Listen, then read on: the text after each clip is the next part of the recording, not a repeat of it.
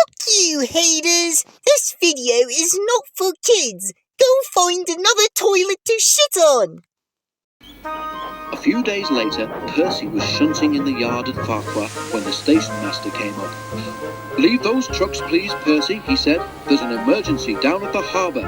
The Fat Controller wants you to go and sort it out straight away." "But Toby can't," began Percy. "Never mind that," the station master said. "The Fat Controller needs you double quick. Leave us to worry about the shunting." He hurried away to make the arrangements. Bulstrode was a barge used for carrying stone. He was a disagreeable barge. Nothing was ever right for him, and he grumbled unceasingly. Trucks grumbled too, but they went a patch on Bulstrode.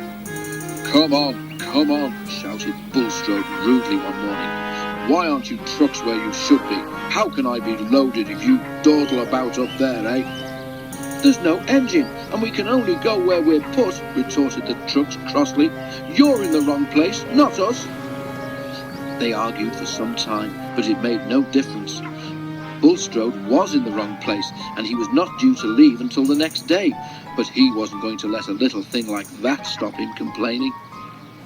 When Percy arrived, Bulstrode was sulking, and the trucks were annoyed with him. "Our stone is for Bulstrode," they said.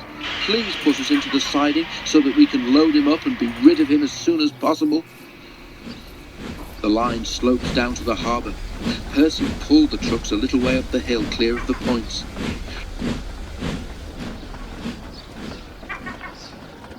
As he stopped, one of the truck's brakes slipped on.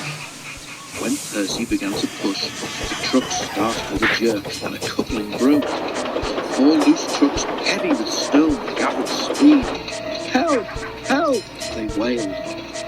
A shunter bravely tried to stop them, but only broke his pole. The trucks rattled along the quay, straight towards Bulstrode, unsuspecting at the end. Bulstrode heard a rattle and a shout or two, but he could see nothing. "Oof!" he exclaimed. But anything else was lost in a gurgle as the trucks burst a hole in his hull and water began to pour in. Bulstrode experienced an awful sinking feeling. "Save me," he spluttered. "I'm drowning."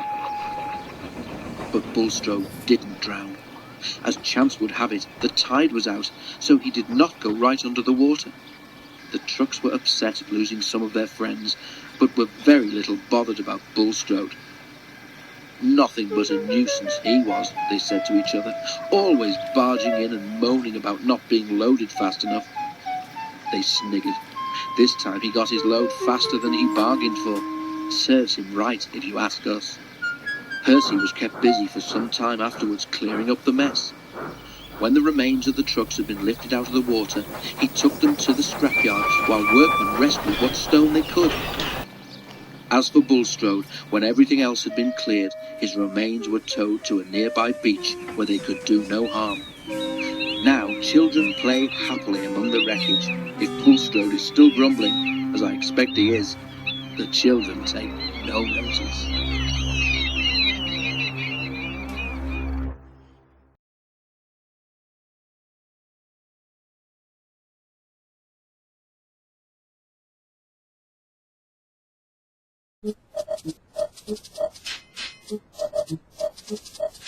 Rat shit, dirty old twat.